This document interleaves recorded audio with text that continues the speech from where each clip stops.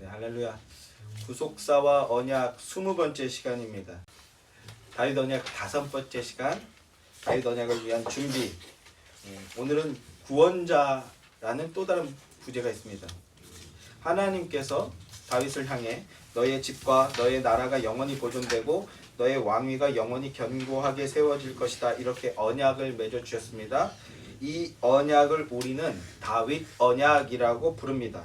이 다윗 언약을 통해서 이스라엘은 여자의 후손이자 한나의 찬양을 통해서 예언되었던 그리스도의 오심과 언약의 성취에 좀 더 가까이 다가갈 수 있게 된 것이고요. 그리고 그 언약이 이미 성취된 이 시대에 살고 있는 우리는 다윗 언약이 담고 있는 내용, 우리의 진정한 왕이신 예수 그리스도와 그리고 예수 그리스도께서 직접 선포하셨던 하나님 나라에 대한 이해와 믿음을 더욱더 견고하게 바르게 세울 수 있게 됩니다. 이 믿음을 바르게 세우면 우리의 전인격과 우리의 삶의 내용이 온전하게 변화가 되어지는 거예요. 기능적으로 무엇 하나 새로 배우고 지혜를 또 하나 그런 과정도 겪어야 되고 훈련도 거쳐야 되겠지만 그 근본적으로는 왕이신 예수 그리스도를 바로 알고 그분의 말씀을 바로 하게 될 때 우리는 우리의 삶을 믿음으로 바르게 세워가고 그리고 기업으로서 온전히 믿음으로 경영할 수 있게 되는 겁니다. 다윗 언약을 통해서 우리가 진정한 왕이신 예수 그리스도를 알게 된다. 이걸 조금 달리 표현하면요, 우리의 신앙을 성경 중심의 신앙, 즉 그리스도 중심의 신앙으로 올바르게 세우게 된다라는 뜻입니다. 성경의 중심은요, 오직 예수 그리스도이십니다. 오직 예수 그리스도가 성경의 중심이시고요. 그리스도인이라는 것은요, 예수 그리스도를 중심으로 성경 말씀을 보고 듣고 믿고 따르는 자들입니다. 그런데 예수님을 믿는다라고 하는데 예수님에 대한 내용과 믿음이 성경과 다르거나 아예 성경과 아무 상관이 없는 자들을 보게 됩니다. 속된 말로 내가 복음을 믿는 자들이요, 내가 복음을 믿고 따르는 자들, 그 자들은 스스로 왕됨의 자리에 올라선 자들이죠. 사무엘서를 통해서 우리는 그런 스스로 왕됨의 자리에 있는 그 자들이 어떤 결말을 이루게 되는지 그 결말에 대해서도 보게 됩니다. 예수님께서 이렇게 말씀하셨어요. 너희가 성경에서 영생을 얻는 줄 생각하고 성경을 연구하거니와 그러나 이 성경은 내게 대하여 증언하는 것이니라. 요한복음 5장 39절 말씀 아닙니까? 우리 예수의 교회는요, 그 구속사를 통해서 성경을 보는 신자들에게는 핵심 요절이라고 할 수 있는 구절이고요. 우리 예수의 교회 성도들은요, 이 말씀을 받을 때 바로 반응해야 돼요. 예수만 붙들고 예수로 성경을 보고 예수 그리스도로 신앙해야 한다. 이 가르침을, 이 구절과 이 가르침을 여러분들의 심령 깊이 단단히 새기고 붙드는 여러분들이 되시길 소망합니다. 그래서 성도는 구속사와 언약을 통해서 성경을 볼 수 있어야 돼요. 이 성경이 내게 대하여 증언하는 것이라는 이 말씀을 붙들고 성경을 볼 수 있어야 됩니다. 구속사와 언약을 통해서 성경을 보게 될 때 이 성경이 오직 예수 그리스도만 증거하는 말씀임을 깨닫게 됩니다. 그래서 제가 성경 공부할 때 마치 농담인 것처럼 애매하면 뭐다? 예수 그리스도다. 이렇게 우리가 농담처럼 이 말을 가볍게 자주 주고받는데도 성경을 접근할 때 예수 그리스도로 접근하지 않아요. 본성적으로 인간론 중심으로 접근하고 나 중심으로 접근하게 되는데 이게 깨어져야 되는 거예요. 모든 구조를 먼저 예수 그리스도에 적용하면 틀리지 않다라는 겁니다. 자, 어쨌든 다시 돌아와서 그리고 그렇게 예수 그리스도 중심으로 성경을 보게 될 때, 그런 예수 그리스도 중심의 신앙을 가지게 될 때 우리는 인간에 대한 복이나 성공이나 만족 이런 내용이 아니라 그리스도의 십자가를 통해서 보여주신 하나님의 사랑을 먼저 볼 수 있게 됩니다. 그 사랑 안에 있을 때 우리는 영생의 복락을 누릴 수 있게 되는 거예요. 능력 있는 신자의 삶을 살게 된다라는 뜻입니다. 다윗 언약을 통해서도 마찬가지입니다. 우리는 예수 그리스도께서 십자가에서 다 이루었다 선포하신 하나님의 영원한 사랑을 보게 되고요. 그 사랑을 우리의 믿음으로 단단히 붙들어야 되는 겁니다. 오늘 다윗 언약에 관한 준비의 내용이지만 다윗 언약에 대한 내용을 나눌 때 여러분에게 그 믿음이 단단하게 새겨지기를 주님의 이름으로 축원합니다. 자, 다윗 언약을 그리스도 중심으로 이해하기 위한 준비를 계속해서 진행하고 있습니다. 오늘은 다윗의 기름 부음 받음에 관한 내용입니다. 다윗의 기름 부음 받음에 대한 내용과 의미에 대해서 나눌 것인데요. 그 전에 먼저 다윗이 기름 부음 받을 당시 시대적 배경에 대해서 오늘 다시 한번 정리를 하고 넘어가도록 하겠습니다. 하나님은요, 다윗을 왕으로 예비해 놓으셨어요. 하나님의 대리 통치자로서 왕으로서 다윗을 선택하시고 다윗을 예비해 놓으셨습니다. 그런데 이스라엘에는요, 사울이라는 왕이 이미 존재하고 있었죠. 사울이 왕으로서 이스라엘을 다스리고 있던 상태였습니다.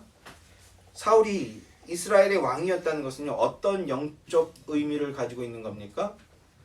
사울은 누가 선택했어요? 하나님이 선택한 게 아니라 백성들이 선택한 왕이었습니다. 즉 인간들이 세운 왕이었어요. 하나님이 왕인 나라가 아니라 하나님 나라가 아니라 인간이 왕인 나라, 인간의 나라가 세워졌던 겁니다. 그리고 사무엘서는요, 그런 상태를 뭐라고 표현한다고요? 교만함이라고 표현한다고. 교만한 상태. 스스로가 왕인 상태, 그게 교만함인데 그 교만함의 상태에 빠진 자들에게는 한 가지 특징이 있습니다. 어떤 특징이 있느냐? 그 특징이 무엇인가 하면 이 내면 세계에서부터 나오는 모습인데, 자신은 이제 더 이상 뭔가가 더 채워질 필요가 없다라고 생각하는 마음과 태도입니다. 이게 무슨 말이냐 하면, 경험이 되었던 아니면 많은 배움이 되었던 자기는 이제 충분한 지식과 지혜가 있다라고 생각하는 거예요. 그래서 더 이상 뭔가를 들을 필요가 없다라고 생각하는 겁니다. 그런데 이게 역설적으로는요, 내면 세계가 오히려 비어있다는 뜻입니다. 자신의 내면 세계가 비어있다라는 걸 감지하지도 못하는 상태이기 때문에 이런 생각에 빠지게 되는 거예요. 무지하다는 건 뭡니까? 내가 무지하다라는 걸 모르는 게 무지예요. 뭘 물어봤을 때 대답 못하는 게 무지한 게 아니고요. 내가 무지한 상태라는 걸 모르는 게 무지예요. 내가 무식하다, 내가 무지하다, 내가 모른다, 이걸 아는 건요, 똑똑한 겁니다. 지식이 있는 거예요. 지혜가 있는 겁니다. 이와 동일하게 내 내면 세계가 비어져 있다, 텅 비어져 있다, 이걸 모르는 상태가 바로 무지한 상태고요, 영적으로 어리석은 상태고 교만한 상태인 겁니다. 그렇게 영적으로 비어있는 사람의 특징은 더 이상 다른 사람의 이야기를 들으려 하지 않는다는 거예요. 다른 사람의 이야기를 들으려 하지 않습니다. 자신은 더 이상 타인의 이야기를 들을 필요가 없어, 이렇게 생각을 하고 있다라는 거예요. 그래서 자신에게는 설득 따위가 필요 없다. 스스로의 힘으로 충분히 나는 판단할 수 있는 능력이 있는 그런 상태다. 그러니까 그런 상태에 빠져 있으니까 진리의 말씀은 더더군다나 찾지 않는 겁니다. 왜 세상 사람들이 복음 진리를 안 듣는지 이해가 좀 되십니까? 이런 영적 교만함의 상태에 놓여 있는 자의 그 교만함의 열매는 무엇이겠습니까? 겉으로 드러나게 되는 모습, 겉으로 드러나게 되는 태도. 절대 하나님 앞으로 나와서 그 마음을 쏟아내지 않아요. 하나님을 의뢰하지 않으니까 하나님 앞에 나와서 묻고 하나님께 기도하는 행위를 절대로 하지 않습니다. 교인이라고 말하고 신자라고 말하는데도 이런 행함이 없는, 이런 태도가 없는 사람은요, 영적으로 어리석은 자고 교만한 자인 거예요. 그게 교만함입니다. 하나님께서는요, 한나의 찬양을 통해서 그런 자들, 교만한 자들을 낮추실 것이다, 이렇게 말씀하셨습니다. 하나님의 그 뜻을 외적으로 보여주는 교보제가 있는데 그게 바로 사울 왕인 거예요. 그 인생의 전체 인생, 마지막 말로를 통해서 그 교만한 인생은 하나님이 어떻게 하시는가 보여주시는 겁니다. 성도는 사울의 모습을 보면서 먼저 우리 자신의 영적 상태를 점검해 볼 수 있어야 돼요. 사울과 이스라엘의 모습을 보면서 거듭나기 전에 내 모습이 저렇게 교만한 모습이었다라는 걸 볼 수 있어야 되고요. 그리고 지금, 오늘, 지금 내 내면의 상태의 우선순위를 통해서 어디에 마음을 먼저 쏟아내는가를 보는 그 우선순위를 통해서 지금 나는 어떤 영적 상태에 놓여 있는가 이것을 점검해 볼 수 있어야 됩니다. 이게 겸손함이에요. 이 말씀을 거부하는 게 교만함이고요. 이렇게 영적으로 교만함이 가득 차 있던 시대, 만연하던 시대가 바로 그 불의한 시대가 바로 이스라엘이었던 겁니다. 다윗이 하나님의 선택을 받아서 기름 부음을 받게 되는 그 당시의 영적 배경이 바로 이러한 배경입니다. 요걸 조금만 더 소상히 살펴보도록 할게요. 본문 16장 1절 말씀입니다. 한번 보시기 바라요. 여호와께서 사무엘에게 이르시되 내가 이미 사울을 버려 이스라엘 왕이 되지 못하게 하였거늘 내가 그를 위하여 언제까지 슬퍼하겠느냐. 너는 뿔에 기름을 채워 가지고 가라. 내가 너를 베들레헴 사람 이새에게로 보내리니 이는 내가 그의 아들 중에 한 왕을 보았느니라 하시는지라. 한 왕을 보았다. 한 왕을 예비해 놓았다라고 하시는데요.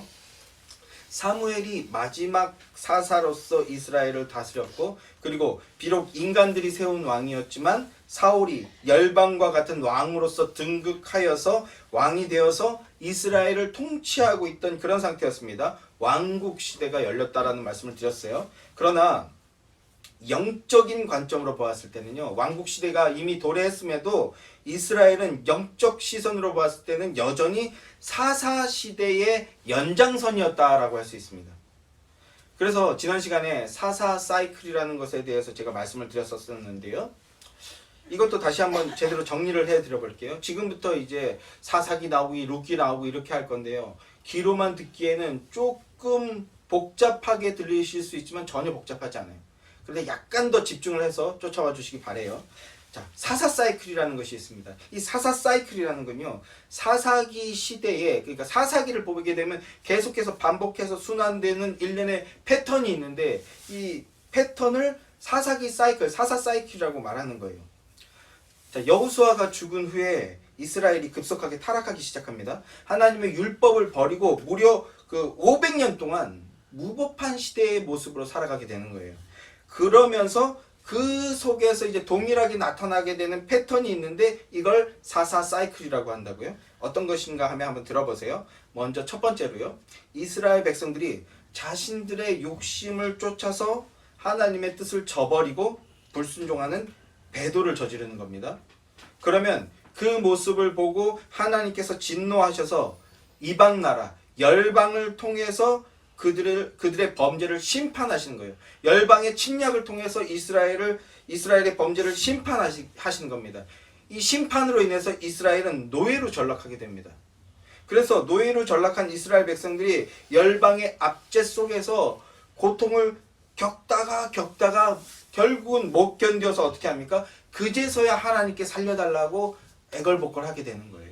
열방이 침략하면 어떻게 해야 됩니까? 바로 아이고 하나님이 심판하시는 거구나. 잘못했습니다. 용서해 주십시오. 똑바로 하겠습니다. 이러면 끝나는 건데 그걸 못 하는 거예요. 그래서 열방의 압제 속에서 고통을 겪다가 더는 못 견디는 그 마지막 그 최후의 보루의 상태에서 하나님 살려주십시오 이렇게 부르짖기 시작하는 거예요. 이게 사사 시대의 이스라엘의 백성의 모습이었습니다. 그러면 그때 임시적으로 한 명의 구원자를 세우시게 되는데요. 그게 바로 사사인 거예요. 사사. 그 사사를 통해서 전쟁을 승리로 이끌게 만드시고요. 그리고 그 사사가 살아있는 동안에는 이스라엘을 통치하게 됩니다. 그 사사가 살아있는 동안 이스라엘을 통치함으로써 이스라엘의 일시적인 10년이 됐든 20년이 됐든 60년이 됐든 일시적인 평화가 찾아오게 되는 이 과정이 사사 사이클이에요. 사사시대 내내 이 과정이 반복이 되는 겁니다. 오늘 집에 가셔서 사사기를 대략 한번 훑어보세요. 그럼 사사가 누가 세워지면 그 전쟁을 승리로 이끌고 평화가 왔다. 그런 다음에 또 어떻게 됩니까? 또 범죄한다. 배도가 일어나고 열방의 침략을 통해서 심판을 받게 되고 그래서 열방의 심판으로 인해서 압제를 당하게 되고 그 압제로 인해서 절교하게 되고 그래서 절교함으로써 하나님이 사사를 세워주셔서 구원을 얻게 되고 구원을 얻어 드디어 평화가 오게 되고 그리고 또 배도하게 되고 이 패턴이 어리석게 계속 반복이 되는 게 사사시대의 영적 상태예요. 사사기에 등장하는 마지막 사사는 삼손인데요. 삼손이 죽을 때까지 이 사사 사이클이 마치 수학 공식처럼 계속해서 반복되는 것을 보게 되는 겁니다. 그리고 급기야 사사기의 마지막에 가서는 어떻게 끝이 납니까? 그때에 이스라엘의 왕이 없으므로 각기 자기 소견에 오른 대로 그들이 행하더라. 이렇게 끝이 나죠. 스스로 왕됨의 자리에 올라서서 각기 자기 소견에 오른 대로 행하더라 라는 겁니다. 그런데요, 이렇게 끔찍한 영적으로 끔찍하게 혼탁했던 이 불의의 시대 속에서도, 이 배도의 시대 속에서도 다른 한편에서는 어떤 일이 벌어지고 있는가? 자그마한 하나의 희망의 빛이 떠오르고 있는 사건이 진행되고 있었어요. 그게 뭡니까? 그게 룻기서의 내용입니다. 자, 우리가 룻기서 4장 21절 22절 말씀을 한번 찾아보겠습니다.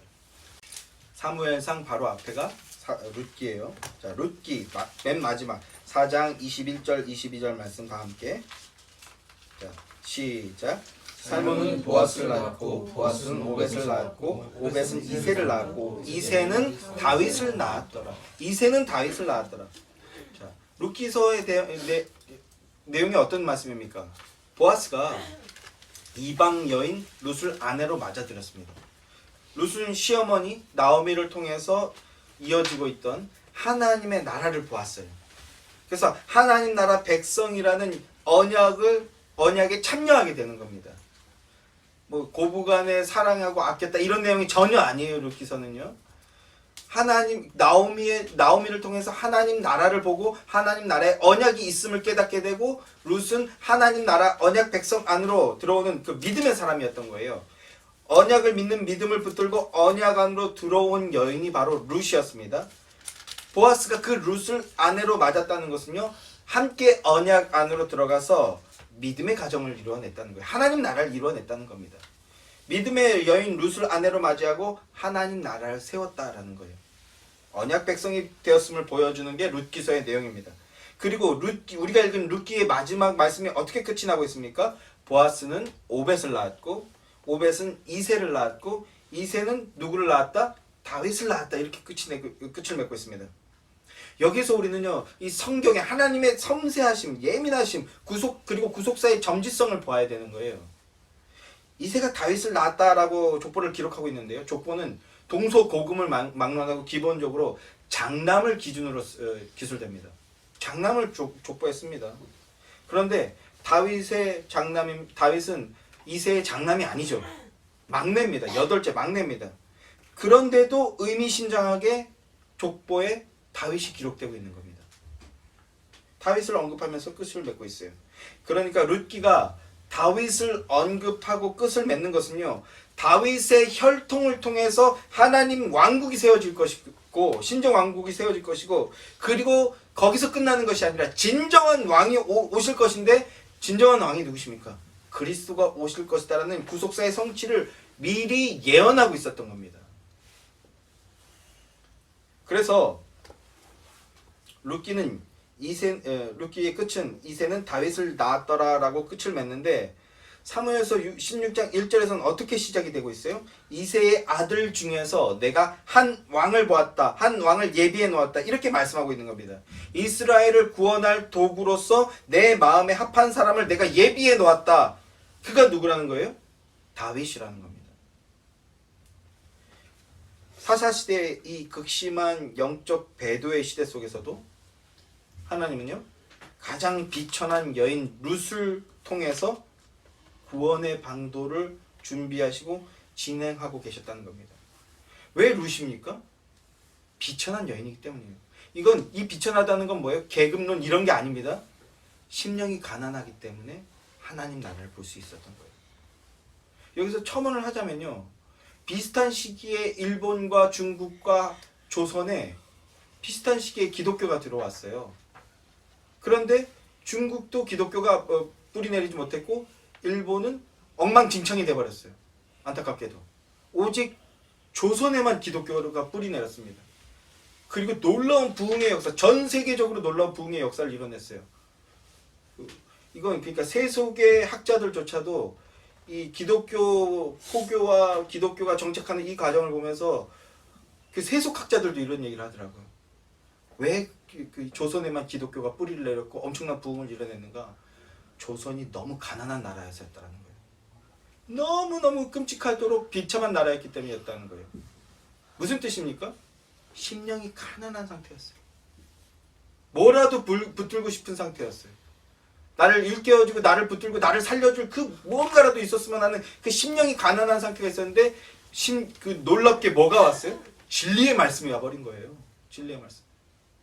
아주 아슬아슬하게 사회주의 이론, 공산주의 이론보다 복음이 조금 더 먼저 왔어요. 엄청 위험할 뻔했어요, 정말. 복음이 먼저 와서 이 가난한 사람들이 육신이 가난하고요, 심령이 경제적으로 가난하면 영적인 가난함으로 가까이 가갈 수 있는 거예요. 그래서 아픈 사람들은 아파서 심리적으로 위축돼서 뭔가로 붙들려고 막 기독교에 기회하고 이런 게 아니라 이거는 여전히 교만함의 상태가 있는 거고, 심령이 영적으로 육신적으로 가난하고 약하면요 영적인 세계를 감지할 수 있게 되는 거예요. 룻은 그런 걸 보여주는 겁니다. 가장 비천한 여인이었기 때문에 오히려 역설적으로 진리의 세계를 바라볼 수 있는 눈이 생겼던 거예요. 하나님은 그런 자를 사용하신다는 겁니다. 자, 다시 돌아와서 이 다윗의 왕됨의 궁극적인 결론이 어디에서 끝을 맺게 되는가? 우리에게 이게 중요합니다. 사무엘서에서는요 결론이 나오질 않아요. 다윗이 왕되는 과정을 보여주고 있긴 하지만 궁극적인 결론이 안 나옵니다. 그러면 다윗이 왕으로서 기름 부음을 받게 되어서 왕이 되는 이 내용의 궁극적인 결론은 어디에 나타나는가? 마태복음에 나타납니다. 마태복음. 자, 마태복음에서 완성이 되는데요. 그 마태복음 1장 1절 말씀 찾아보실 분들은 찾아보시고 암송이 가능하신 분들은 암송하셔도 좋아요. 다 함께 마태복음 1장 1절 말씀입니다. 다 함께 시작. 아브라함과 다윗의 자손 예수 그리스도의 계보라. 예수 그리스도의 족보라. 아브라함과 다윗의 자손 예수 그리스도의 계보라. 이것이 구속사와 언약의 방향이고 궁극적인 초점입니다. 결론입니다. 하나님이 선택하시고 예비한 왕인 다윗은 진정한 왕이시자 온 인류를 구원하기 위해서 진짜로 예비되어 있던 준비되었던 존재, 예수 그리스도를 모형하고 예표하는 존재였던 겁니다. 우리는 사무엘서를 통해서도 여기까지 가야 되는 거예요. 그리고 사무엘서의 모든 말씀을 통해서도 우리는 복음을, 진리를 발견할 수 있어야 되는 겁니다. 사무엘서의 시대적 배경을 살펴보았는데요. 사무엘서의 시대적 배경, 영적 배경을 통해서도 알 수 있는 것은 하나님을 왕으로 인정하지 않고 스스로 왕의 자리에 올라서서 하나님을 거역하고 불순종하던 그 시대 속에서도 우리 하나님은요, 이 미쳐 날뛰는 이런 그 시대 속에서 그 당시의 백성들, 이런 시대 속에서도 당신의 백성들을 결코 포기하시지 않고 버리시지 않으셨다는 겁니다. 도리어 불쌍히 여기시고 다윗 왕, 즉 예수 그리스도를 준비해 주시고 계셨다라는 겁니다. 그러면 다윗 왕이 바로 등장하면 좋았을 텐데 왜 다윗이 바로 왕으로 등극하지 않고 사울이 먼저 등장했을까요? 그리고 한나의 예언적 찬송을 통해서 기름 부음 받을 자, 왕이 등장할 것임을 예고하고 있습니다. 그 찬양이 끝난 다음에 사무엘이 또 먼저 등장합니다. 사무엘, 사울, 다윗 이런 순이잖아요. 왕의 등장에 앞서서 왕의 등장을 예비하고 왕을 맞이할 사무엘이 먼저 등장합니다. 사울은 왜 등장하는 거고, 그리고 그에 앞서 또 사무엘은 왜 등장하는 걸까요? 사무엘이 예비하는 역할이고요. 그리고 사람들은 사울 왕을 달라고 외치지만 그런데 하나님은 다윗 왕을 주셨습니다. 여러분, 이 순서는요, 신약 성경으로 가면 똑같은 구조로 동일하게 나타나는 걸 보게 됩니다. 자, 세례 요한이 왕이 올 길을 예비하는 자로서 등장하여서 왕이 올 것임을 외치고 있고요. 사람들은요, 오병이어로 떡을 풍족하게 먹여주었던 그 예수님을 향해서 우리의 메시아가 되어달라고 합니다. 그런데 어떤 메시아예요? 정치적, 군사적, 경제적 메시아가 되어달라고 소리치면서 쫓아다닙니다. 예수님 향해서 우리의 왕이 되어달라고 하지만 본질은요, 사울이었던 거예요. 우리에게 사울을 달라, 열방과 같은 왕을 달라. 그런데 하나님은요, 호산나 다윗의 자손이여 하며 외치던 이스라엘 백성들을 향해서 보란 듯이 십자가에서 죽으시는 왕을 주십니다. 그러니까 왕을 예비하는 사무엘은 진정한 왕, 보라 세상 죄를 지고 가는 하나님의 어린 양이라고 외친 것처럼 하나님의 어린 양으로 오신 예수님을 맞이하는 세례 요한의 모형으로서 등장하는 것이고요. 사울 왕은요, 제자들이 그토록 원하고 바라고 그래서 심지어 예수님에게 막 항변 소리 지르기까지 했던, 그리고 나를 우의정 죄를 좌의정으로 세워주십시오 이렇게 막 예수님을 쫄라맸던, 그 바라고 원했던 그 기대, 원하고 바라고 기대했던 그 타락한 인류가 모두 원했던 그 정치적, 군사적, 경제적 메시아, 인간의 죄악된 기대와 욕구를 충족시켜주기를 바랬던 그 모습으로 등장했던 것이고요. 그리고 다윗은요, 사람들이 전혀 기대하지 않았던 모습, 전혀 원하지 않았던 모습, 인간적인 기대와 육신적인 눈으로 보았을 때 전혀 고운 풍채도 모양도 없고 보기에 흠모할 만한 아름다운 것이 전혀 없는 모습, 오히려 고난받고 핍박받는, 도망다니는 인생, 그 모습으로 오시는 왕, 바로 예수 그리스도를 모형하고 있었음을 발견할 수 있는 겁니다. 그러니까 성도는요, 하나님이 세우시는 왕 다윗을 보면서 우리의 진정한 왕, 영원한 왕이신 예수 그리스도, 하나님 나라를 세우시는 예수 그리스도를 발견할 수 있어야 되는 겁니다. 사랑하는 성도 여러분, 지금 이 순간 다윗을 통해서 예표되고 있는 우리의 진정한 왕이신 예수 그리스도를 여러분 믿음으로 바라보고 계십니까? 그런데요, 많은 순간 우리는요, 딜레마에 빠지죠. 이 질문에 믿음으로 답할 수 있지만 또 절대적으로 대답하지 못해요. 우리는 믿는다고 하지만 그러나 완전하게 이 대답은 하지 못한다는 겁니다. 그렇게 연약한 우리 자신의 모습을 보게 됩니다. 왜 그렇습니까? 우리는 예수 그리스도로 말미암아 구원받고 하나님의 자녀가 되었습니다 하는 믿음의 고백이 있지만, 그럼에도 오직 예수만 완전히 믿고 따라갑니다 라고 단호하게 고백 못하는 이유는 우리 마음 깊은 한편에 사울왕을 요구하는 그런 본성이 숨겨져 있기 때문입니다.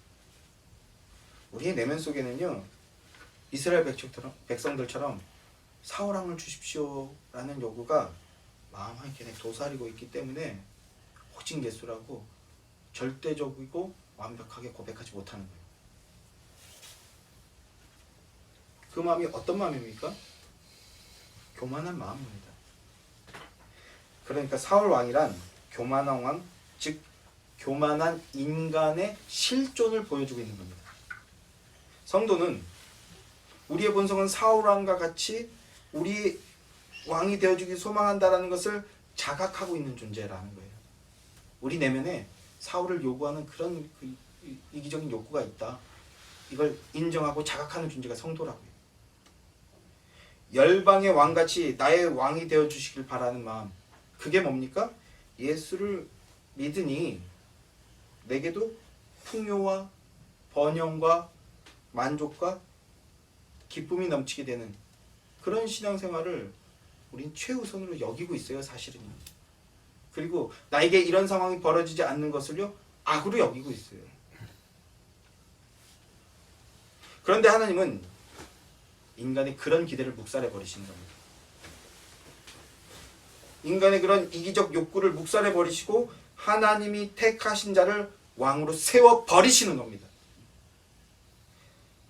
사울은 하나님이 택하신 왕이 아니었어요. 백성들이 선택한 왕이었어요. 그 사울을 하나님은 폐위시켜 버리시고요, 하나님이 예비하신 왕을 세워 버리시는 분이십니다.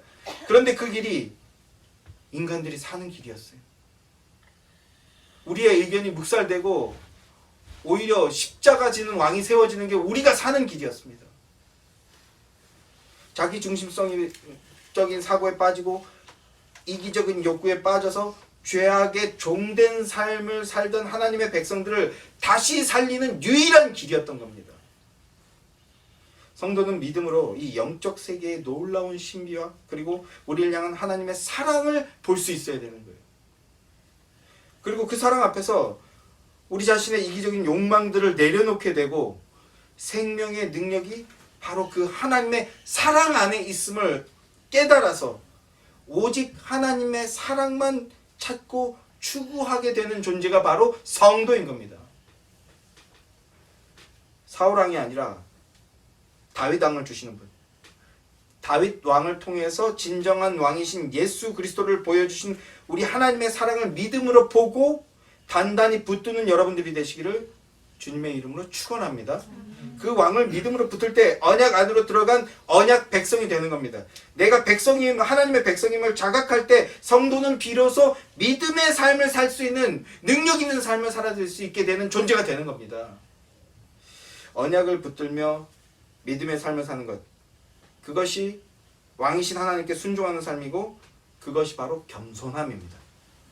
겸손한 하나님의 백성들이 되시길 주님의 이름으로 축원합니다. 자, 다윗이 왕으로 예비되어지고 있는 것을 구속사로 봤을 때 예수 그리스도를 모형하는 것임을 살펴봤습니다. 다윗은 진정한 왕이신 예수 그리스도를 모형하는 존재고요. 성도는 다윗을 볼 때도 진정한 왕이신 예수 그리스도를 보아야 되는 겁니다. 그런데 동시에 다윗이 기름 부음을 받게 되는데요. 기름 부음을 받아 주의 종으로 예비되고 왕으로 세워지게 되는 이 모습에서 우리는 진정으로 하나님 백성된 삶을 사는 원동력이 무엇인지 그것을 볼 수 있어야 됩니다. 어떻게 해야 그러니까 겸손한 삶을 살 수 있게 되는가? 자, 함께 살펴보도록 하죠. 다시 이제 본문으로 돌아가겠습니다. 16장 1절부터 3절 말씀 다 함께 시작. 여호와께서 사무엘에게 이르시되 내가 이미 사울을 버려 이스라엘 왕이 되지 못하게 하였거늘 내가 그를 위하여 언제까지 슬퍼하겠느냐? 너는 뿔에 기름을 채워가지고 가라. 내가 너를 베들레헴 사람 이새에게로 보내리니 이는 내가 그의 아들 중에서 한 왕을 구하느니라 하시니라. 사무엘이 이르되 내가 어찌 갈 수 있으리이까? 사울이 들으면 나를 죽이리이다 하님. 여호와께서 이르시되 너는 암송아지를 끌고 가서 말하기를 내가 여호와께 제사를 드리러 왔다 하고 이새를 제사에게 청하라. 내가 내게 행할 일을 가르치니 내가 내게 알게 하는 자에게 나를 위하여 기름을 부을지니라. 하나님께서 사무엘에게 왕을 예비해 놨다 이렇게 말씀하셨어요. 그리고 그 왕 될 자에게 가서 기름을 부어주라 이렇게 명령하셨습니다. 다윗 언약은요, 왕 한 사람으로 인해서 그 왕에게 속한 모든 사람이 구원을 얻게 된다라는 겁니다. 그게 다윗 언약의 내용이에요. 그러니까 사무엘은 지금 구원자를 찾아가는 겁니다. 그런데 우리가 여기서요, 한 가지 놓치지 말아야 할 것이 있습니다. 그것은요, 그 구원자가 살고 있는 지역입니다. 어디에 살고 있다고 말하고 있습니까? 베들레헴에 살고 있다고 말합니다. 베들레헴. 이 베들레헴이 어디입니까? 이 베들레헴에서 누가 나십니까? 누가복음 2장 4절과 10절 말씀을 보면요, 보라, 내가 큰 기쁨의 소식을 너희에게 전하노니 다윗의 동네 베들레헴에서 너희를 위하여 구주가 나셨으니 곧 그리스도시라. 이렇게 복음서가 가르쳐주고 있지 않습니까? 기억하십시오. 성경은요, 어느 것 하나도 허투루 말씀하지 않는 사실을 이걸 또 기억하고 명심하시기 바래요. 우리의 영적인 눈이 더욱 밝아져서 이 성경을 통하여서 오직 예수 그리스도만 만나고 예수 그리스도의 구원 사역과 은혜와 사랑으로 충만하기를 소망합니다. 하나님께서 사무엘을 베들레헴에 사는 이새로 보내십니다. 그곳에 하나님이 예비해 놓으신 구원자, 구원의 방도가 있는 겁니다. 자, 계속해서 4절 5절 말씀도 같이 읽겠습니다. 4절 5절 말씀 다 함께 시작. 사무엘이 여호와의 말씀대로 행하여 베들레헴의 이름에 성읍 장로들이 떨며 그를 영접하여 이르되 평강을 위하여 오시나이까? 이르되 평강을 위함이니라. 내가 여호와께 제사하러 왔으니 스스로 성결하게 하고 와서 나와 함께 제사하자. 이새와 그의 아들들을 성결하게 하고 제사에 청하니라. 그들이 오매 6절도요 시작. 그들이 오매 사무엘이 엘리압을 보고 마음에 이르기를 여호와의 기름 부으실 자가 과연 주님 앞에 있도다 하였더니 이렇게 얘기하고 있죠. 사무엘이 이제 이새의 아들들에게 하나님의 명령대로 기름 부음을 시행하려고 합니다. 첫째 아들 엘리압에게 기름 부음을 하려고 딱 보니까 엘리압의 용모를 보니까 너무 흠모하고 너무 아름다운 거예요. 너무 보암직한 겁니다. 그래서 과연 하나님이 예배해 놓으신 자는 저런 자로구나 하면서 기뻐하면서 감탄하면서 그에게 기름을 부으려고 합니다. 그런데 어떤 일이 벌어집니까? 성도에게 있어서는 너무나 중요한 여기서 영적 원리가 하나 등장하는데요. 이게 세상에는 없는 논리예요. 세상에는 없는 논리. 오직 하나님께만 있는 구속사의 원리이자 구원의 기준이 제시가 되고 있는데요. 그리고 이 구원의 기준은요, 하나님이 언약을 이루시는 방식이고 하나님의 판단 기준이 제시되고 있는 건데요. 뭡니까? 하나님의 눈은 인간의 눈과 다르다는 거예요. 그리고 하나님 안으로 예수 그리스도 안으로 들어가서 하나님 나라의 백성이 된 자들은요 하나님의 보시는 이 방식을 이제 쫓아가게 된다라는 건데요. 7절 말씀입니다. 여호와께서 사무엘에게 이르시되 그의 용모와 키를 보지 말라. 내가 이미 그를 버렸노라. 내가 보는 것은 사람과 같지 아니하니 사람은 외모를 보거니와 나 여호와는 중심을 보느니라 하시더라. 아멘. 사무엘은 장자 엘리압의 그 탁월한 용모를 보면서 외모를 보면서 이 사람이야말로 하나님이 선택해 놓으신 예비해 놓으신 사람일 거야 이렇게 생각했습니다. 그런데 하나님께서는요 뭐라고 말씀하셨어요? 내가 선택하지 않았다. 오히려 이걸 적극적으로 표현해요. 내가 그를 버렸다 이렇게 표현하고 있죠. 선택하지 않았다는 뜻입니다. 그러면서 뭐라고 말씀하십니까? 사람은 용모와 키를 보지만 나는 아니다. 나는 중심을 본다. 나는 마음을 본다. 겉으로 드러나는 일부의 모습이 아니라 그의 지정의 전인격을 본다. 우리 이제 거의 안 세신부 우리 전혜진 자매님 어디 있어요? 자, 제가 중매를 섰습니다만 우리 그 첫날 만난 우리 신랑이 키가 임종태였으면 과연 오늘과 같은 결과가 일어났을까요?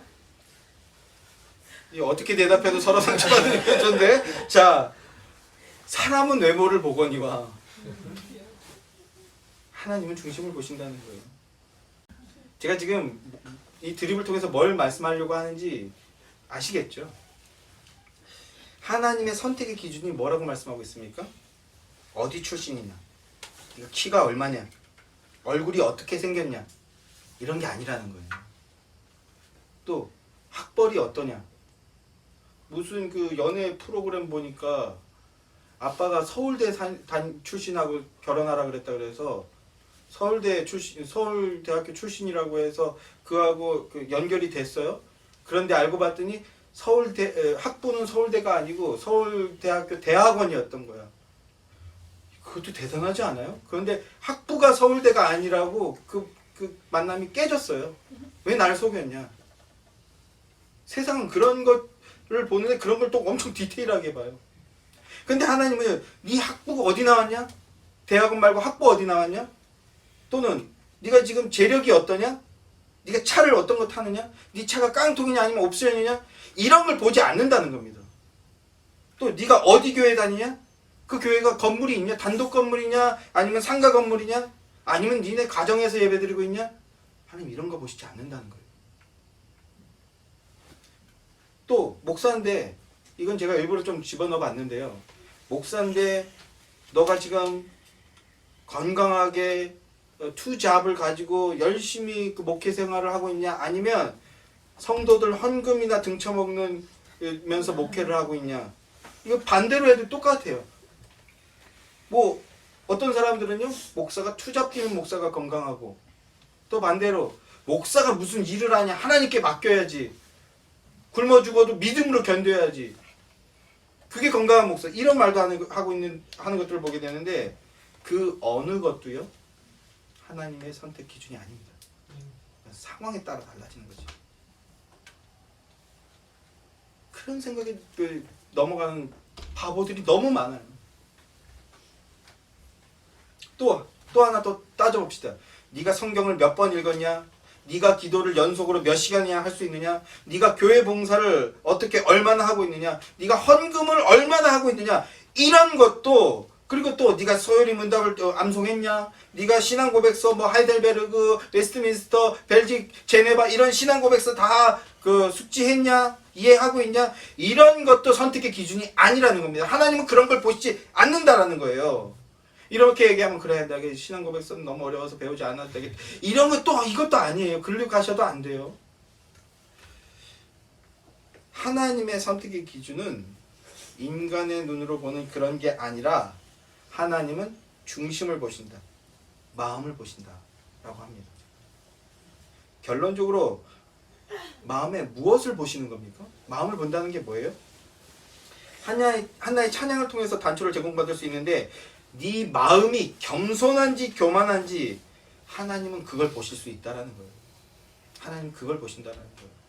겸손이 뭡니까? 하나님이 보시는 겸손, 자신의 연약함과 한계를 인정하고 그리고 하나님의 주권을 인정하는 겁니다. 하나님이 왕이심을 인정하는 겁니다. 그리고 하나님의 주권을 신뢰하고 따르는 것, 그게 겸손함입니다. 그런데 지난 시간에도 말씀드렸습니다만 하나님의 주권을 완벽히 인정하고 하나님의 명령을 완전히 순종해낸 사람은요, 이 땅에 아무도 없어요. 오직 한 사람밖에 없습니다. 누굽니까? 겸손의 왕이신 예수 그리스도 한 분밖에 없습니다. 그래서 우리는 예수 그리스도를 보고 예수 그리스도를 믿고 예수 그리스도를 따르는 겁니다. 예수 그리스도를 통해서 하나님을 보고 예수 그리스도를 통해서 하나님의 뜻을 보는 겁니다. 그리고 예수 그리스도를 통해서 하나님의 사랑을 받아 누려서 예수 그리스도처럼 하나님을 사랑하며 살아가게 되는 겁니다. 이 믿음 안에 들어오게 될 때 성도도 단지 외모나 외형만을 보는 게 아니라, 보지 말라는 게 아니에요. 그걸 절대적으로 삼는다는 거거든요. 그러는 게 아니라 내면을 보고 마음을 본다는 거예요. 특별히 여기 이제 결혼을 준비하는 청년들, 그걸 보실 수 있는 믿음의 능력을 키워야 돼요. 마음의 중심을 볼 수 있는 거예요.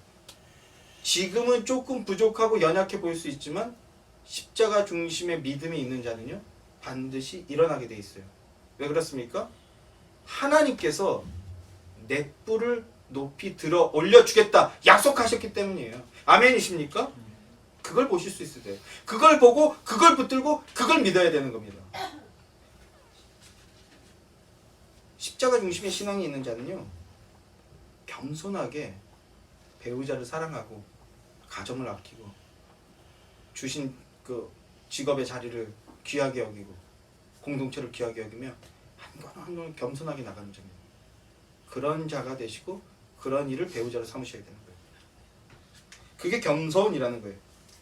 그 겸손이 우리 내부에 있는가, 하나님은 그것을 보신다는 겁니다. 여러분이 만약에 하나님의 택함을 받아서 하나님의 자녀가 되었다면 하나님께서 여러분의 그 내면 속에 숨겨져 있는 겸손함을 보셨기 때문인 겁니다. 자, 이새의 아들 7명을 다 살펴봤어요. 사무엘이요. 그런데 이들 중에 다 아니라는 겁니다. 그래서 사무엘이 당황합니다. 당황해서 이새에게 물어봅니다. 여기 있는 이 7명의 아들이 너의 전부냐? 여기 있는 아들들이 다냐? 그러자 이새가 그 뉘앙스가 이런 거예요. 마치 좀 당황하고 민망한 듯이 한 명이 더 남아있긴 합니다만 이런 거예요. 이렇게 대답합니다. 자, 11절 12절 말씀. 또 사무엘이 이새에게 이르되 내 아들이 다 여기 있느냐? 이새가 이르되 아직 막내가 남았는데 그는 양을 지키나이다. 사무엘이 이새에게 이르되 사람을 보내어 그를 데려오라. 그가 여기 오기까지는 우리가 식사 자리에 앉지 아니하겠노라. 이에 사람을 보내어 그를 데려오매 그의 빛이 붉고 눈이 빼어나고 얼굴이 아름답더라. 여호와께서 이르시되 이가 그니 일어나 기름을 부으라 하시니라.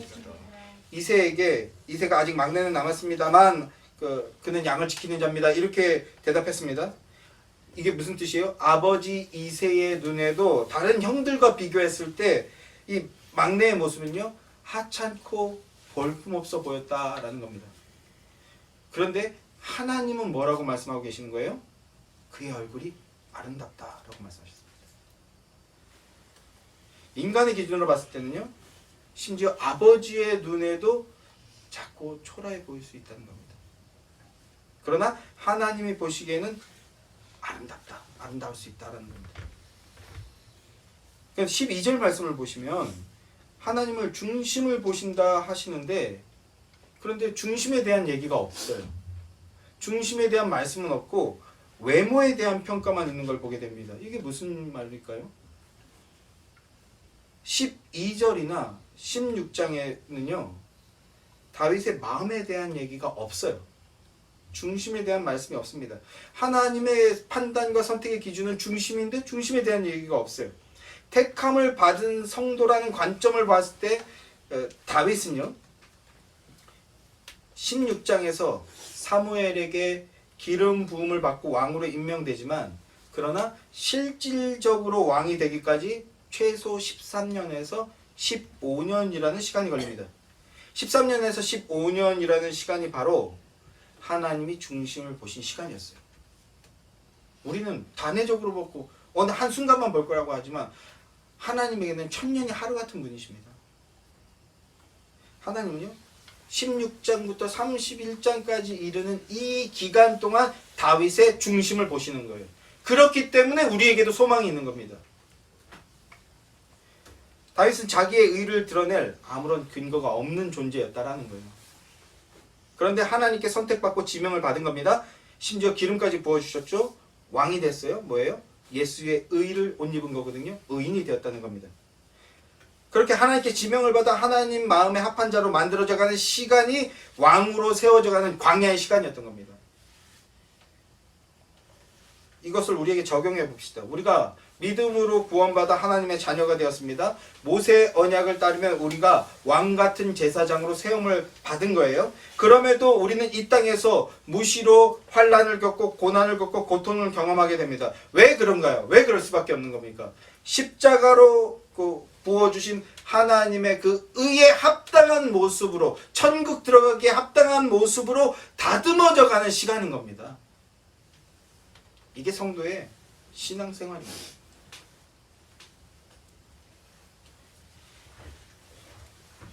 다윗에게 말씀하신 우리의 마음을 보시는 기간 중에 우리가 있는 겁니다. 그 모습을 하나님은 겸손한 자라고 말씀하시는 것이고요. 그리고 아름답더라. 우리를 향해서 이렇게 말씀해 주시는 거예요. 하나님은 겸손한 자를 높여주신다라고 말씀하셨습니다. 우리의 뿔을 높여주실 것이다. 겸손한 자의 뿔을 높여주실 것이다 말씀해 주셨어요. 하나님의 그 말씀을 믿고 의지하고 따르는 자가 바로 겸손한 자인 겁니다. 여러분, 하나님의 마음에 합한 겸손하고 아름다운 자들이 되시길 주님의 이름으로 축원합니다. 그게 믿음의 사람인 거예요. 자, 하나님은 인류를 구원하여서 영원한 메시아 왕국의 백성이 되게 하시는 것이 하나님의 계획이고요. 하나님 일의 목표입니다. 그래서 메시아 왕국을 예표하는 그 신정 왕국을 세우셨던 거예요. 다윗 왕을 통해서 하나님 나라가 어떤 것인지 미리 힌트해주고 보여주셨던 겁니다. 그리고 왕이신 예수님이 이 땅에 오셔서 제일 처음 하신 말씀, 제일 처음 내놓으신 말씀이 뭡니까? 마가복음 1장 15절 말씀, 이르시되 때가 찼고 하나님의 나라가 가까이 왔으니 회개하고 복음을 믿으라. 잘못된 길로 가고 있는 그 마음의 방향을 돌리고 예수님 안으로 들어오라는 겁니다. 그리고 예수님이 가신 길을 믿음으로 붙들고 그 길을 따르라는 것입니다. 그것이 하나님 나라의 백성이 되는 겁니다. 육신의 안목을 따르는 인간들의 눈에는요, 예수님이 자꾸 초라하게 보였을 겁니다. 하찮게 보였을 겁니다. 영적인 눈을 갖지 못한 자들에게 예수님은요, 아무런 흠모할 만한 것들이 없는 존재였을 것이고요. 예수님 속에 담긴 강력하고 영원한 영생의 능력이 빛나는 보석이 보이지 않았을 겁니다. 하찮아 보이고 마음에 들지 않았을 거예요. 우습게 여겨졌을 겁니다. 그래서 예수님을 심지어 직접 만난 이스라엘 백성들이 어떤 반응을 내어놨습니까? 저런 메시아, 저런 구원자는 우리에게 필요 없다. 외면하고 거부했습니다. 우리가 원한 왕은 이런 게 아니다. 십자가 지는 왕이다. 십자가 지는 왕이 아니다. 이렇게 생각하고 하나님이 주시는 왕을 거절하고 죽여버렸습니다. 그게 바로 십자가 사건이죠. 우리 10년 가운데 이런 사울을 추구하는 본성이 또 올라오지 않습니까? 그 사건의 결과가 무엇이었습니까? 마음의 중심에 가난함이 있는 자, 스스로의 힘을 의지하는 인생은 그 마지막이 심판과 멸망뿐임을 깨달은 자들, 그래서 하나님을 찾고 구하는 자들에게는 예수님이 부활하셨죠. 예수님의 그 부활을 나누어 주시는 겁니다. 그게 구원입니다. 그 부활에 동참하는 자, 영원한 하나님 나라를 이 땅에서 선취하면서 살아가는 자들인 겁니다. 그게 성도예요. 그래서 하나님 나라의 백성들은요, 그리스도의 부활을 같이 얻게 된 하나님 나라의 백성들은 왕이신 예수님의 이름을 믿음으로 고백하고 찬양할 때 새롭게 다시 시작하는 힘을 날마다 얻게 되고 누리게 되는 겁니다. 이게 하나님 나라의 능력이에요. 이것이 왕이신 예수님 아래에 있는 자, 하나님 나라 백성이 누리게 되는 하나님의 은혜입니다. 부활의 능력. 왕이신 예수님을 믿음으로 바라보는 복된 믿음의 성도들이 되시길 소망합니다. 그래서 하나님 나라의 능력과 은혜와 은총을 영생의 능력이죠. 영생의 은총이죠. 누리며 사는 복된 신자들이 되시기를 주님의 이름으로 축원합니다.